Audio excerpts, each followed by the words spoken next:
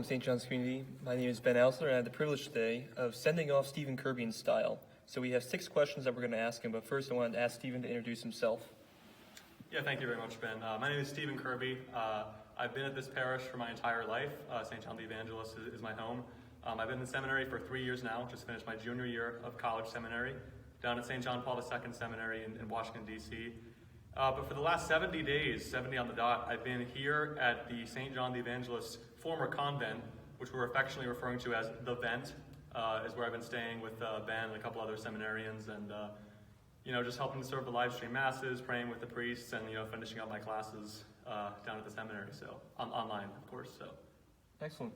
All right, we have a few questions for you. First off, how was the food, and who was the best cook/chef, and why? Well, it's hard to have a real contest there. Miss Ann Walsh cooked for us for the most part, and so she cooked for most of the weekdays. We sometimes cooked on the weekends, so it's kind of hard to compare any of us who cooked once or twice on the weekends to her, just day in, day out, preparing meals for us. So shout out to Miss Ann for that. Mm-hmm. You and your sister sound like Karen and Richard Carpenter. What is it like to sing with Helen during Holy Week and through Pentecost? It was awesome. It was really one of the best things that I did here. Just like having the kind of once-in-a-lifetime opportunity to week after week just sing, just me and Helen, the brother-sister combo.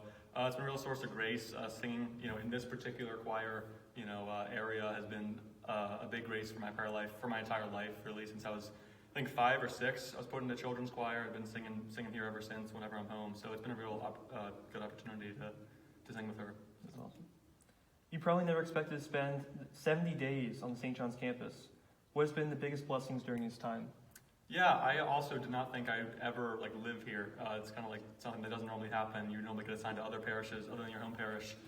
A lot of blessings. I think definitely the biggest thing is just even this time of pandemic, being able to be in close proximity to the Lord in the Eucharist. It's really a gift that I don't want to take for granted because so many people can't be.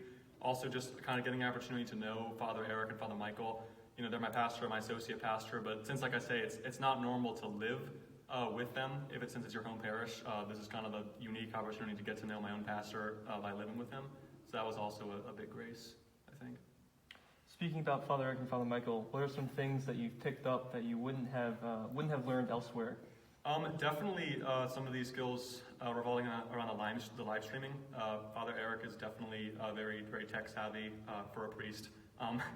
And just kind of learning, seeing his passion to reach the souls in the parish and his efforts to use kind of his knowledge really of this live streaming equipment, kind of learning that kind of stuff from him was really helpful. I'm not super tech savvy myself, so I think learning some of that from him was really big.